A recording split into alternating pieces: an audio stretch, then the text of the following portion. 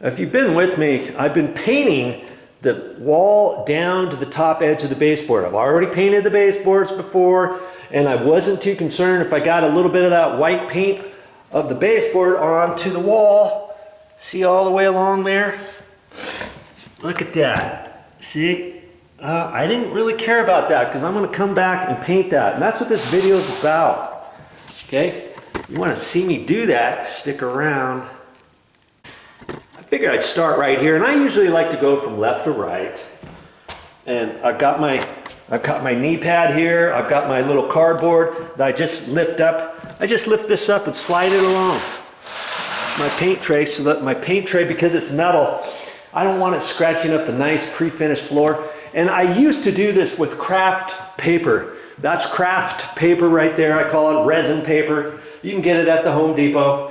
You can get it most any hardware store. It comes in a big old huge roll, and you can slide that along if you are afraid you're going to get any paint on the floor. But you know what? If I get a little bit of paint on the floor, I got a sponge here. I got water here. I'm all set up, and the way I do it, I'm not going to have much of a mess. In fact, I painted all of these baseboards, did the door frames, did everything. I think I got one little bit of paint down here because I ended up putting masking tape around all my door jambs at the bottom, and I put 2 layers, and it came out in one little area. I got a little bit of paint over that, and I just wiped it off with a sponge. No biggie. You know, of course, if it's a carpet, you can't do that. I'd have to do it slightly a different way. But I'm going to do this from left to right, and I've got my little, this is just a 2-inch, and it's handheld, and this is rubbery, the end, and it's cut at an angle, and it's not very wide there, is it? That's how I can cut in nice straight corners. I'm just going to get a little bit of paint on there. That's why I like using my paint tray, so I can wipe off the excess of paint. And when I do a corner, an inside corner like this, I'll take the paintbrush, the short side up high and the long side down there to get that point, and I'm just going to come out at an angle, okay? To get that tip right in there. And I'm going to wiggle it around a little bit and then go up, keep pressure on it, go up. Got that little side right there, up. Okay, get a little bit of paint off of there. And you know, I got just a hair of too much paint on there. Did I do that for your benefit or mine? I'm just gonna, got a sponge with the little short tips on the ends like that. And I'm gonna wipe that off the base right now because I don't really want to cut in the white paint again, you know? So, okay, there, got it. And then I'm gonna rinse this out right now because I don't want that paint to dry on the sponge on the tips, because then I won't be able to use the tips again, will I? Okay? I don't know if I did that for your benefit. I might have. Okay, so do you see how I got that corner? I'm just concentrating on trying to get out of that corner, so I'm still going to put it at the angle, get my tip in there as close as I can, and now I'm going to just keep pressure on it and drag it. Just that same angle, just so I can get out of the corner. Now I can flatten that and do it this way. Okay. I don't like to try to get right in there that way because sometimes I can't. That's why I found if I start right there, I can go up that way and I can get right there and drag it to the right. Okay. Dip myself into the paint just a hair, and now I'm gonna get some of that paint on the wall from where the paint roller stopped. I don't want to use this paint right now that I have loaded up on this tip, cut in yet until I wipe some of that off. And I'm gonna wipe it off right there. Now I got plenty on there, but I got just enough so I don't have a line of extra paint on there. Now I can take that, wipe that back into my brush and try it again. And you're gonna find you're gonna have to go both directions. See, I had a couple little spots right there that I could go over it 5 times this direction and it may never cover it because I've got to go this way sometimes on spray texture walls. You know, you just have to you have to get in the habit of going both directions. So I've got to go forehand, sideways, backhand, however way I have to get that paint on the wall. Okay?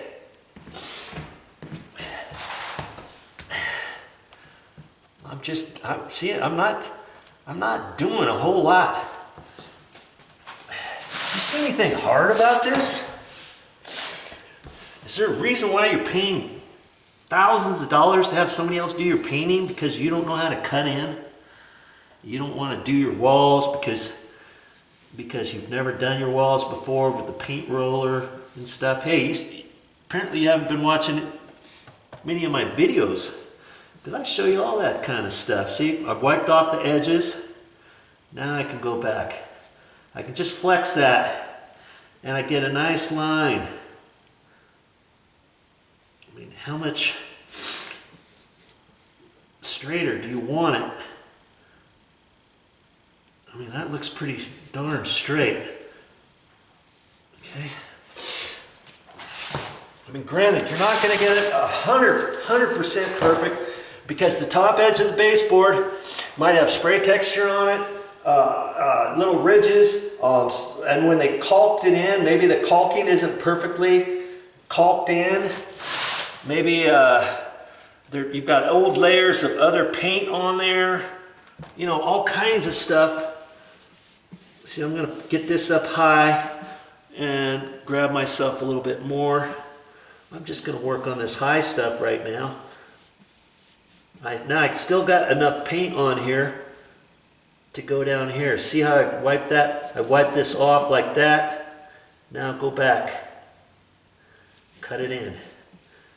I'm doing that to get some more paint on my brush, the paint that I just put on the wall, and cut it in.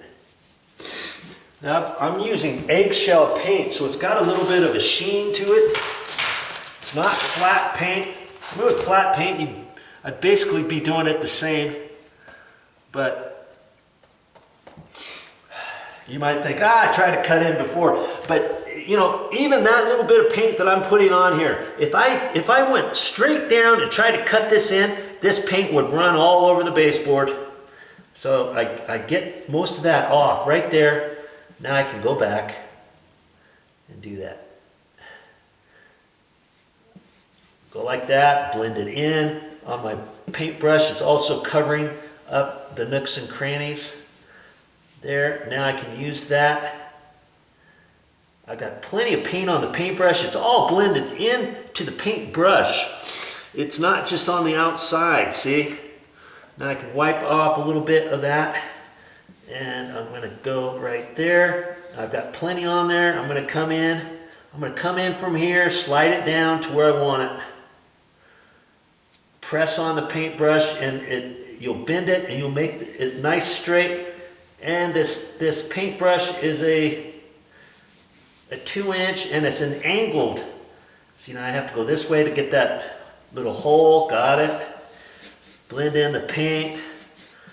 I'm good. That's nice right there.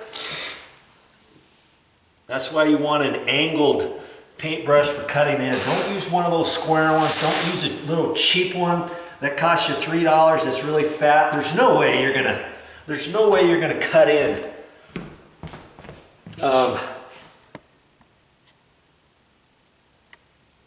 There's no way you're gonna cut in baseboard or anything else with a cheap, fat paintbrush. Don't do it. Don't buy that little kit where you can buy the roller and all this stuff. It's like beginner stuff that's gonna screw you up to make you think, see, I can't paint. They say you those little kits with the pan, a paintbrush, a paint roller, and all that. That's garbage. Okay? Get it on there, go back. I got plenty on my paintbrush to cut in. I can't just do it once. I got to do it again. I got to get enough paint on there. I don't want it to, when it dries, have you think, oh man, what happened over there? Plus, I'm cutting in over the white paint, the semi-gloss white paint that's on the wall a little bit on that edge, right? I got to go over it a couple times, and I'm also having to blend it in from where the paint roller stopped, okay? Now I got just enough on my brush still. Cut that bad boy in. I see some holes on the spray texture. I'm going to go back that way. Get that.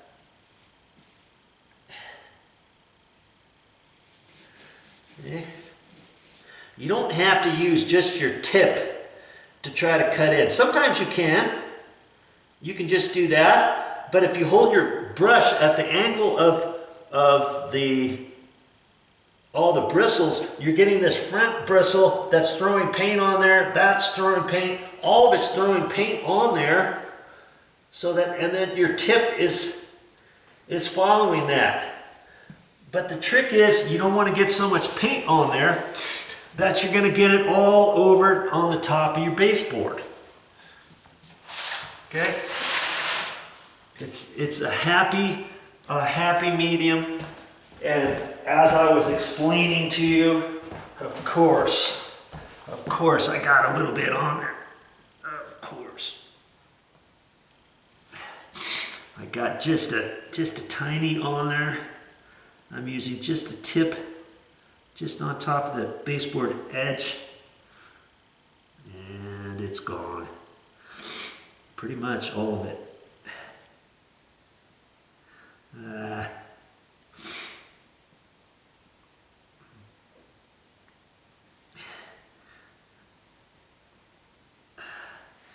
I can live with that. I can live with that. Okay? But you're gonna find some paint is gonna get on that edge.